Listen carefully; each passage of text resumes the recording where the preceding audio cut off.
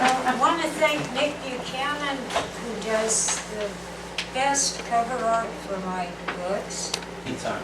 And it's awesome cover art. And for his lecture, which presented an academic thesis that's actually accessible to any thinking person. I've gotten so used to these scholars presenting a confusing jumble of mush that means nothing and can't be understood. Nick tells you something you can understand and think about. And it occurred to me that Phil was often criticized for having flat characters that weren't well-rounded. But then I thought of an acknowledged master, Hemingway. In his story, A Clean, Well-Lighted Place, he has three characters. The old man, the young waiter, and the old waiter. Those are not well-rounded characters. They're flat, and well, I criticize Hemingway for that, but I don't know anyone else who does. I think Phil suffered from a prejudice against science fiction. Anyway, most people want to know about 1974. Please keep in mind that Phil was a storyteller. He exaggerated, he embellished, and he made stuff up. But at the core, something real did happen. And I think I've put together a reason why.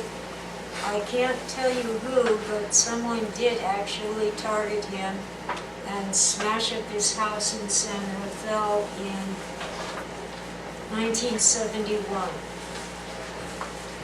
I'm not good at dates, but I'll never forget November 17th, because every November 17th fell apart emotionally, because that was the day when his house was smashed up. A friend of his had called him on the phone and gotten Phil out of the house to meet him at a coffee shop. But Phil wasn't sure which one, so he called back to ask which coffee shop, and instead of saying hello, when Hal answered the phone, he said something that sounded like SolarCon 6. And looking back, I think it must have been a code that it was safe to break into Phil's house because he was leaving. Phil didn't say a word after he heard that code. He just hung up and drove away with his friend Stephanie. And their car broke down, so he couldn't go home for the longest time. Came home to find his house torn apart, doorknobs knocked off the doors, or glass sliding doors smashed. His fireproof, and he never knew who did it or why, but it had to be someone with organization, resources, maybe a government agency. And I've only recently put things together because it just wasn't my thing to follow things like Dr. Timothy Leary or the Beatles or any of that stuff. But, you know, news comes up on anniversaries, like the anniversary of when John Lennon was shot, when John and Yoko did a bed-in Montreal for world peace. Well, Dr. Leary was at that bed-in, as was Paul Williams, who wrote the Rolling Stone article. Well, Phil got a phone call from Dr. Leary. I was thinking it must have been December, but it had to be the 1st of June in 1969, when they did that recording of that song. Give peace a chance. Give peace a chance, thank you.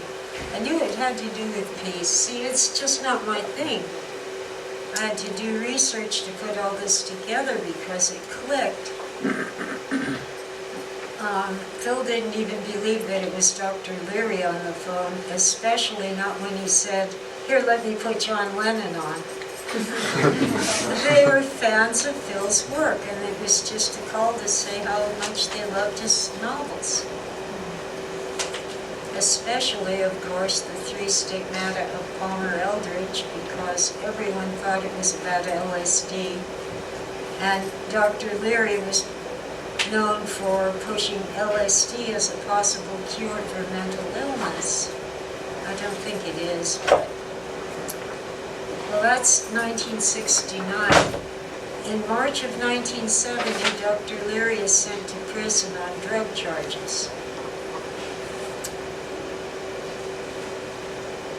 9 months after that phone call.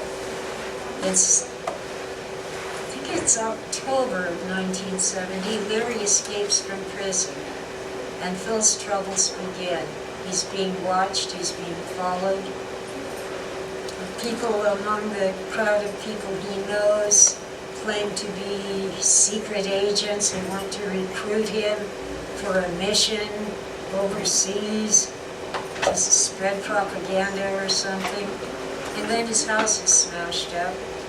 So when he gets invited to Vancouver, British Columbia to be a guest at the science fiction convention, guest of honor, he decides, okay, I'll go, and I'm never coming back.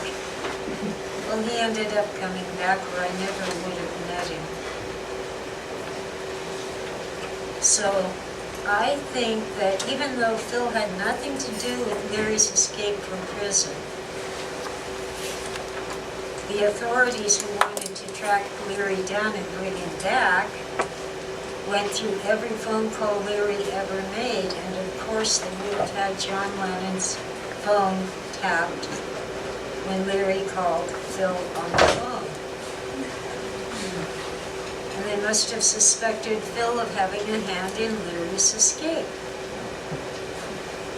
Now that's ridiculous. I know it's ridiculous, but I've also found in my experience that if you come to the attention of the police, they don't remember, oh, you were a witness, oh, you were a victim. They just remember they've had contact with you, so they go, gee, when did I arrest you and what was it for? I'm going to do that again. I'm going to find you doing something wrong again and get these scums off the street. They don't really remember.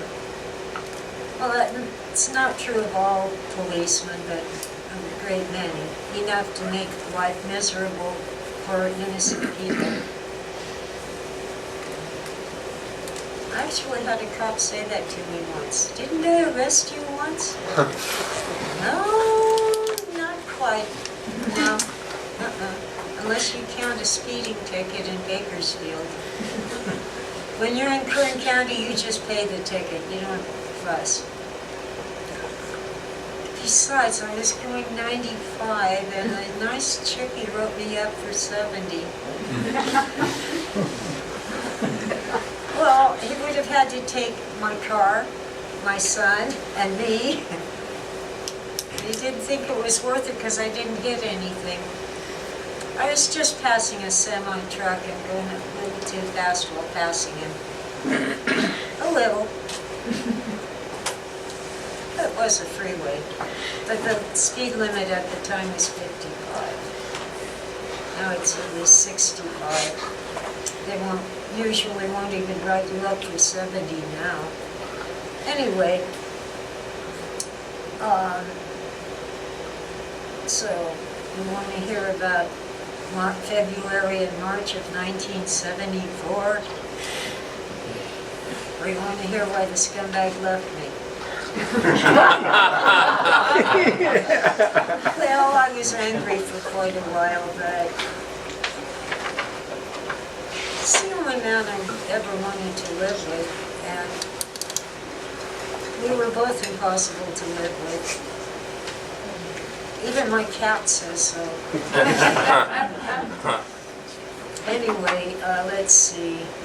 Actually, it was in February of '74, and I'm tried to recreate the calendar and figure out the date in February. But Phil had oral surgery, and it was not the wisdom tooth. He had a molar toward the front, not way in the back, that had broken, and he still wouldn't go to the dentist. He was more afraid of the dentist than of the bad tooth, but the pain got bad enough, so he went to have the tooth pulled. And of course they knocked him out, and they actually removed 2 teeth. So Phil came home. We went by taxi, even though I had a learner's permit, and Phil had a driver's license, and we actually had a car, finally. Neither one of us wanted to do the driving, so we took a taxi. So we arranged to have the pharmacy deliver his pain pills and antibiotics when he got home. But he was not zapped by a golden necklace with a fish sign. We had a fish sign pasted in our window. Phil bought it a couple months earlier at a Christian bookstore and told me all about what the fish sign meant. But when the lady from the pharmacy brought his meds, I went to the door to get them, but Phil beat me to it. And he was still groggy from all the drugs they gave him at the oral surgeon. And he found himself looking down her blouse, and he was embarrassed. So he made the excuse of asking about her necklace. And she did tell him it was a fish sign, and that it stood for Jesus. Early Christians used it. But he already knew that. And what really happened was he turned to go to the bathroom for a glass of water to swallow his pills. And that sticker in the window, a little rectangular fish sign sticker, had a lot of silver in it. And it reflected the sunlight and briefly blinded him. So when he looked away from the sticker in the window, he was seeing a rectangle of pink light, phosphine activity. And then he took 2 pain pills instead of 1. They were actually Percodan. I've read various, descriptions of what the pain pills were, and Phil was never consistent. But I know they were Percodan, which was one of the opiate substitutes, a codeine substitute. So he was out of it for a long time, lying in bed watching this pink rectangle, and then it had all kinds of writing and images, and he was hearing someone talk to him, but he was on medication from the doctor. He wasn't popping pills. And I took it to be just side effects of the pain medication until the night when the radio wouldn't stop playing. We used to listen to soft popular music on the bedside radio. And Phil asked me to turn it off, so I did. And it kept playing. So I unplugged it. It kept playing. Now, this was not a battery-powered radio. Unplugged, it had no power. So I took it out to the living room, went back and shut the bedroom door so we wouldn't hear it. Well, there must have been some source of energy powering that radio. Microwaves and radio waves can actually make electrical appliances turn on. And our television kept acting weird. It didn't turn itself on, but it would change channels by itself, and it was not that kind of TV. The dial didn't move, but the channel on the screen was different. So there were weird things happening. And the weirdest was the second day of March. Now, because Europeans do their dates backwards, actually they say we do it backwards. They thought it was February 3, 3/2/74. And people finally settled on, okay, 2/3/74, February and March, which actually fits. Well, second day of March, the infamous Xerox letter came. It was postmarked in Austria, didn't have any name on it. I don't think it even had a return address on the envelope. Whatever info it did have was written on the back of this Xerox of a newspaper article. And I think it was WorldNet Daily, but that didn't mean anything to me at the time. Phil said it was a communist newspaper, and the article sure sounded like it. It was a glowing review of a book about the decadence of American society and our rotting social something or other. It was all about death and dying and rotting, with words underlined. Phil claimed he was not going to look at it, so I put it back in the envelope and gave it to him. So naturally, he looked at it. He thought it was some kind of message set to trigger a message he got when he was hypnotized. When he said in Metz, France, when he went there and gave a speech at a convention, he said, "My memory came back whole and entire." What he was talking about was in Vancouver, British Columbia. I have to say that there's a Vancouver in Washington State. It was in Canada. So there he is in Vancouver. He's decided to stay. He's rented an apartment. And then he wakes up one day, middle of the night, finds that he's swallowed a whole bottle of sleeping pills. At the time, you could get them without a prescription. Were potassium bromide, also known as a date rape drug, or a Mickey Fid. You put it in someone's drink, and they kind of pass out. They'll still walk around, but you have to hold on to them and leave them. Yeah. And he never knew why he did that. He didn't feel he was suicidal. He was just terrified of these people who seemed to be after him.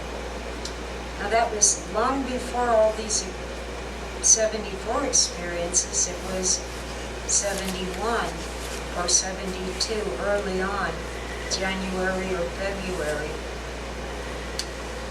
Yeah, it had to be 72. Well,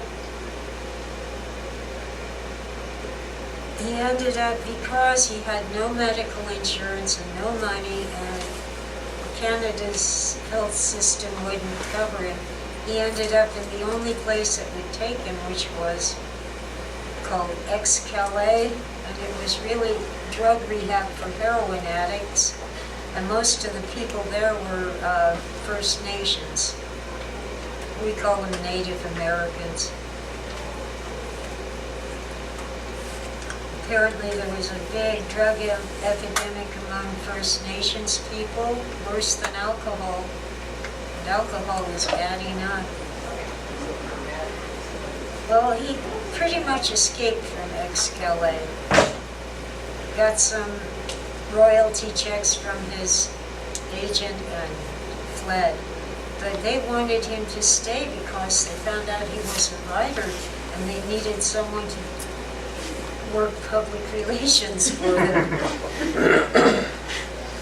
Well, so that made the model for, of course, the rehab center in A Scanner Darkly, which he had to write because he no longer had the unfinished novel that was stolen in 1971.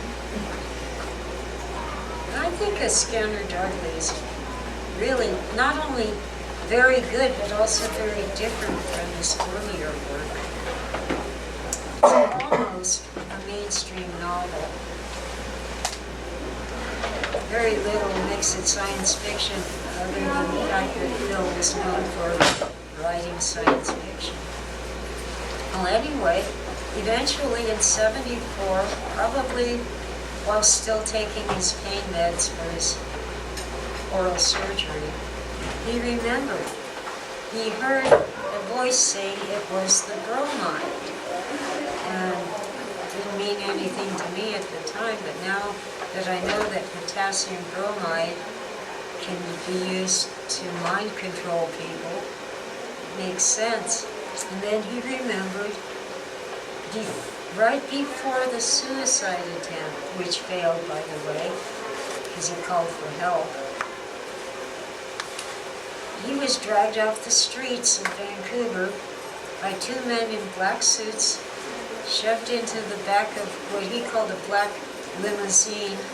Might have been just a big car, might have been a limo. So he's in the back seat of this black car with men in black suits, one on each side of him, and they were interrogating him and telling him things. And it took a long time for him to figure out what, years later, figure out what they were saying. And he figured out that they told him to go kill himself.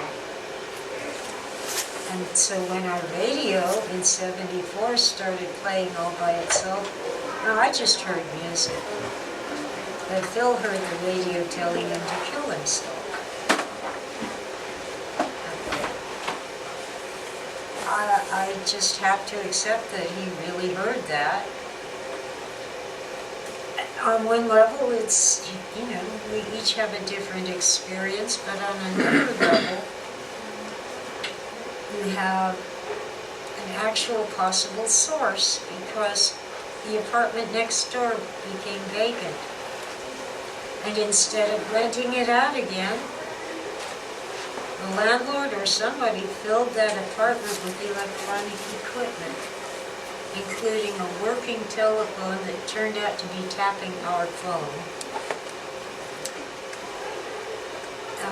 I suspected that, but when we had the telephone company out to repair our line, that's what they told us. They said there was an illegal line patched into our phone, and that's why our phone wasn't working right.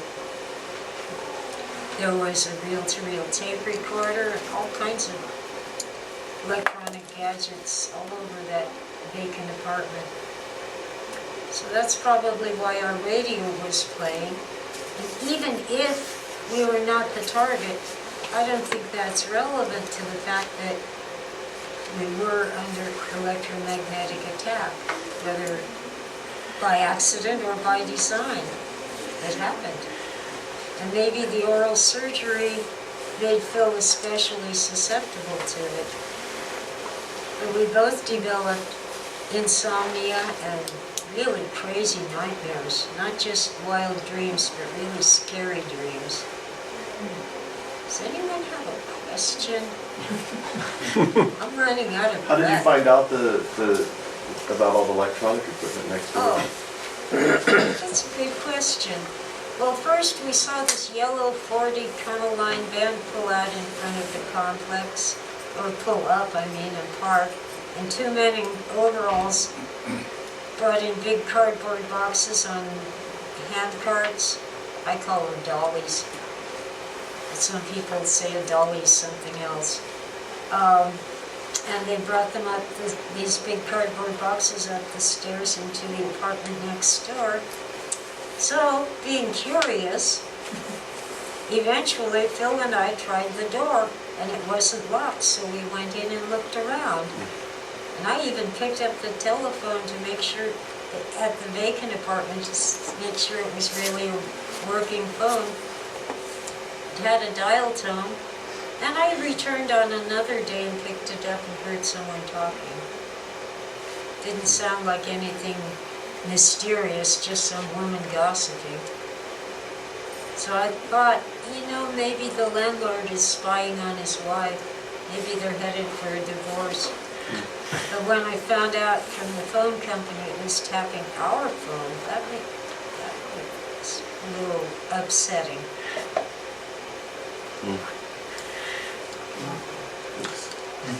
Yes. What's the story with, I think he narrates it in Valis, that Phil had some kind of a vision or heard a voice telling him that your son Christopher had a undiagnosed hernia or something like that? Yeah. Well, I don't know about the voice. I do know that on a conscious level, Phil had no understanding of the medical aspects of a hernia. He had everything wrong. But no, he was taking a nap as he often did. And even though we all thought he was faking it, that it was in his head, he really was ill, turns out. All three of his children have the same problem. Bad pancreas. They were born that way. Anyway, he got up, appeared to be in a trance, and just walked out to the living room and said, call Dr. We called him Dr. Quack, the family doctor. Call Dr. Quack and tell him that Christopher has an inguinal hernia. And then Phil went back to bed. So I called Dr. Quack. I don't want to give his name, he might still be living and sue me. I made an appointment, and a few days later, he examined our son and said, yeah, he's got a hernia and you need to see this specialist. So, a week after that, we saw the specialist and he said, yeah, you know, he isn't old enough to have the surgery to correct this. Our son was about 8 months old. He couldn't have the surgery till he was at least 14 months old. And he said, don't let your baby cry. Don't let him scream. The hernia could strangulate and kill him. So for 6 months, I had no sleep.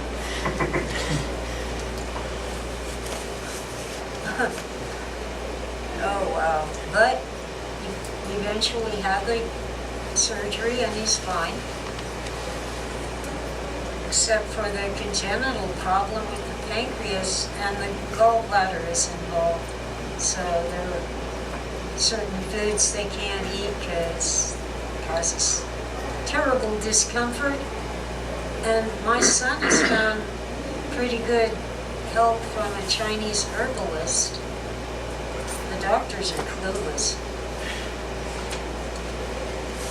Often what they do prescribe is counterproductive. Myself, I've learned to stay away from antacids, but if I'm desperate, I will drink the pink stuff. Oh, in case you don't know, that's Pepto-Bismol. I like mint. And people keep bringing me the cherry flavor because the generic stuff is cheaper. Artificial cherry flavor makes me feel worse. It's kind of like when they flavor and sweeten your liquid medicine. I'd rather have it unflavored and unsweetened than what they put in it. Yes. Question about the manuscript that was destroyed, that was unfinished. Do you have any ideas about like what was in there and then what maybe built off later? I think it was probably what he eventually came to call the owl in daylight. He was really working on something new and different, and yet by the time he started telling people plots for the Owl in Daylight, it really wasn't very much like what he'd been writing. And I don't know why, but he just never picked up that project again. I mean, I'm sure he could remember at least the bare bones of it, but maybe it was just too emotionally upsetting. But it did involve elements of Mozart's The Magic Flute, because he wanted to write something magical, almost a fantasy rather than science fiction. And it would have involved a lot of religion. So maybe his exegesis was an attempt to kind of recall the structure of what he would have written. It's kind of like the trauma of the house being smashed up made him abreact, to use a psychological term. Every time he went to write something like that, it just hurt him emotionally. I think he might have eventually written it if he kept at it.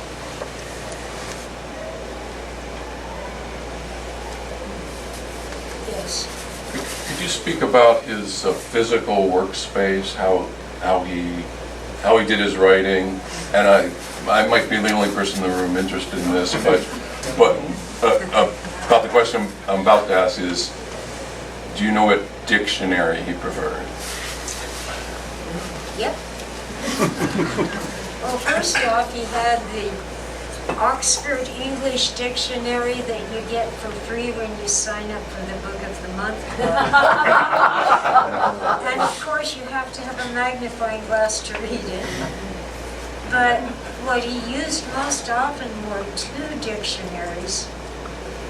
The second and third editions of the international editions of Merriam-Webster's. They're like booster seats, both of them. But he would refer to both because, unlike Oxford, Webster's dictionary will change definitions and spellings just because that's how people do it now. So we get words that don't really exist, quite acceptable in Webster's, but not in a real dictionary. The problem with Oxford, of course, is it's British English. I'm learning a second language. It's called British English. The problem is there's about 6 of those. Especially when people are speaking.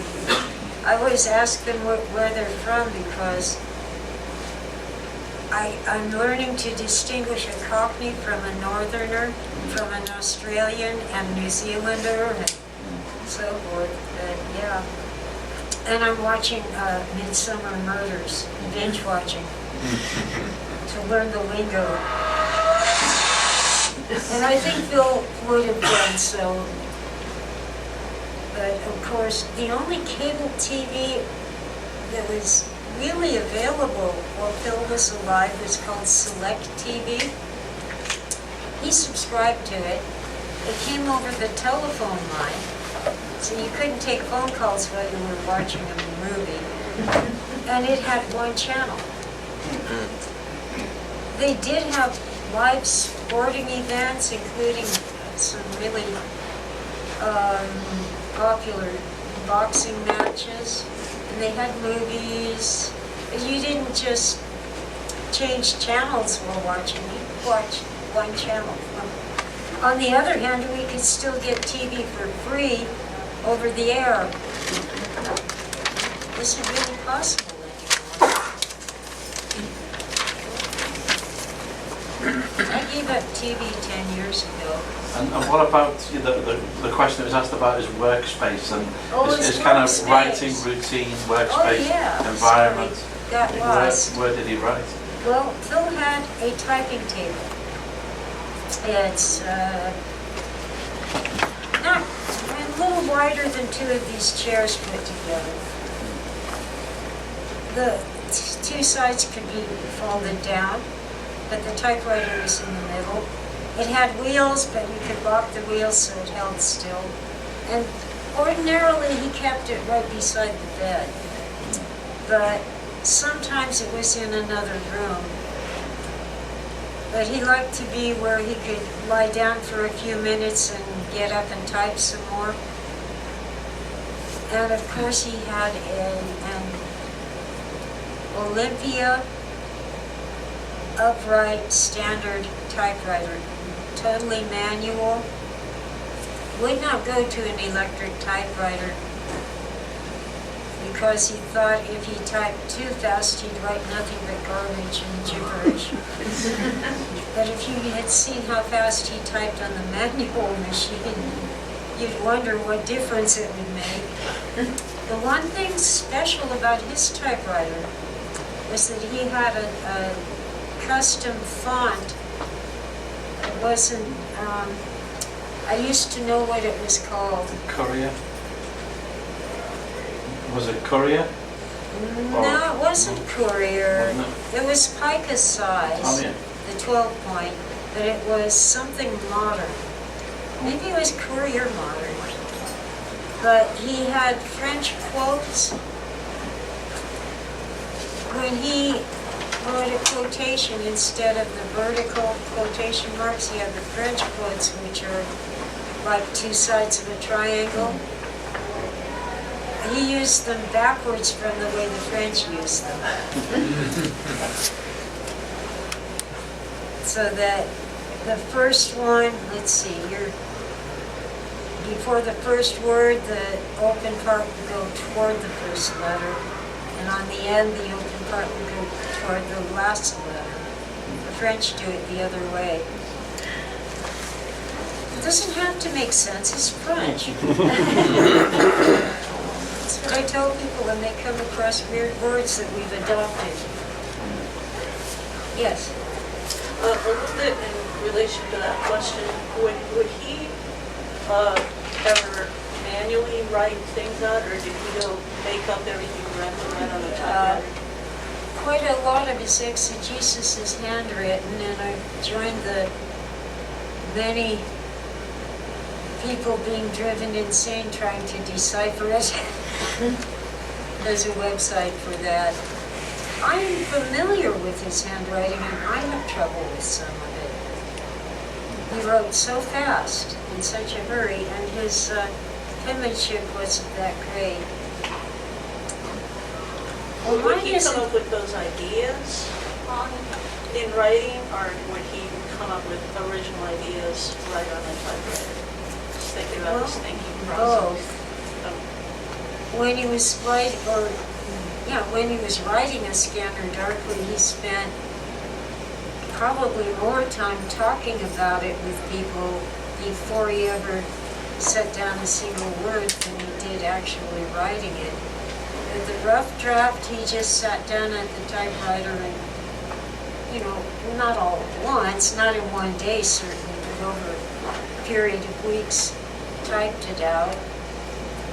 While I sat there proofreading and making suggestions and stuff like that.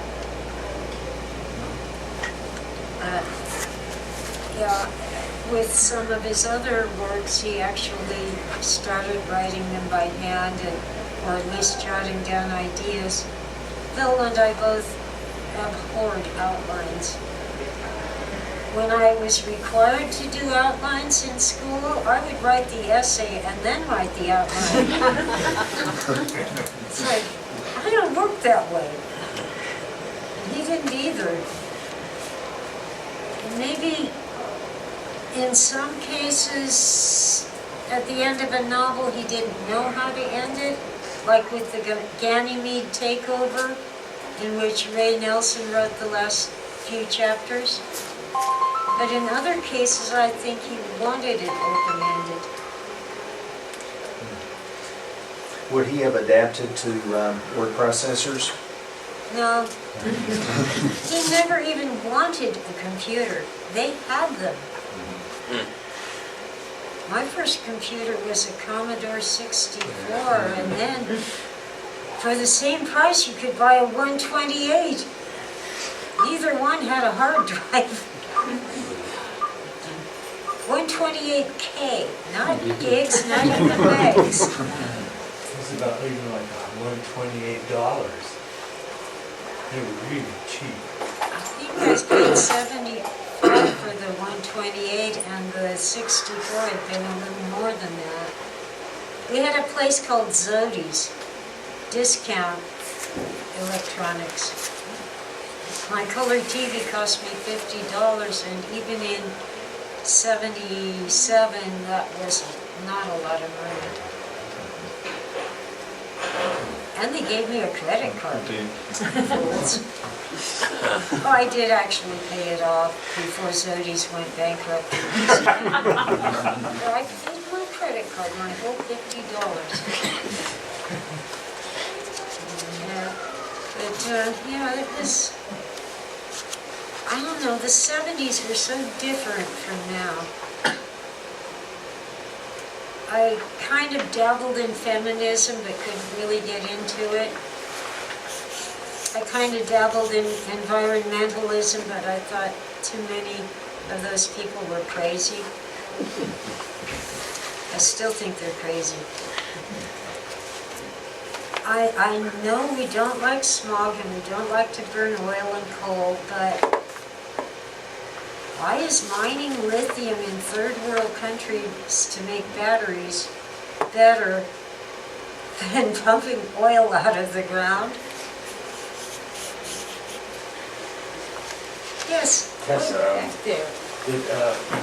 when you were with Phil, he was using methamphetamine to write when he was, was he still using drugs to write when he was with you? No. He had been prescribed the meth by a psychiatrist while he was married to Anne. And before that, I guess when he was still a minor, his mother had him seeing a psychiatrist, but I don't know what the medication was. Whatever it was, it made him gain weight and he thought he was fat. He was a big guy. Yeah, and barrel-chested because he had asthma. Makes your chest grow bigger. But he was prescribed methamphetamine. And when the doctor cut him off, cold turkey, he bought some from Nancy's brother, Michael. He thought it was bad drugs that landed him in the hospital, but it was probably really his congenital medical condition. But he did almost die from pancreatitis, and he wouldn't touch speed after that. He would take tranquilizers. I had to hide my Valium. I couldn't sleep. Remember, we had insomnia? So the doctor gave me these little 5 milligram Valiums, and I'd take one at bedtime, and then he'd see the bottle and take 2. Because he couldn't sleep either. Did he drink or smoke marijuana or anything like that? Oh, he would smoke a joint if you gave him one. He didn't particularly seek it out. But one time he noticed, after the apartment next door was rented out to some guys, he noticed the telltale odor when they opened their front door. So he went right over, got any pot? And I could have killed him. He went in our bathroom and smoked it in there. So I went to use the bathroom and, oh gee, thanks. Kind of like some of these hotel bathrooms around. Yeah, well, I smoke tobacco and drink coffee. That's plenty of vices for one person. Yeah. Question about the experiences in '74. He speculated a lot about the early Christians, what the meaning was there. Did you guys, did you talk to practicing Christians at that time? Did you seek that out? Well, to some extent, but he invited the Jehovah's Witnesses in. And then when the Mormons knocked on the door, he invited them in, and we got to see a slideshow. That's like a Luddite PowerPoint. And they gave us a free Book of Mormon. And of course the witnesses had given us a free copy of their Bible. Although the witnesses are a little keener on getting donations. The Mormons are more interested in your soul. It was interesting, but you know what? I started reading the Book of Mormon, and when it said there were horses and cattle in South America, I tossed it aside. I said, that's ridiculous. Well, just recently, archaeologists have found evidence of horses and cattle in South America. They think probably people drove them to extinction. Or maybe climate change or some such. And by the way, climate does change, but I think we're headed into an ice age. I'm not betting any money on it, though. I'll just wait and see. It's a bet you don't, what are you gonna do to collect? I don't want to win. But there was a novel by Art Bell and Whitley Strieber, I think it was called The Day After Tomorrow. And there was a movie made in which the whole world freezes. I never saw the movie. Yeah. I had a question about what it was like with having Christopher, you know, the family life, and like how did Phil get his work done? Like when did he do it? How much slack did you give him? That sort of thing. When our son was 2 years old, Phil, had me arrange for him to go to preschool. And before that, we had an occasional babysitter. But most of the time, he just was able to work. And he liked spending time with Christopher. We were very close. My son's first words were not mama, they were dada. His second words were lettuce, yuck. Okay, ladies and gentlemen, I have to interrupt you. Are we out of time? Because we're out of time. I want to give a big hand thank you to Tessa.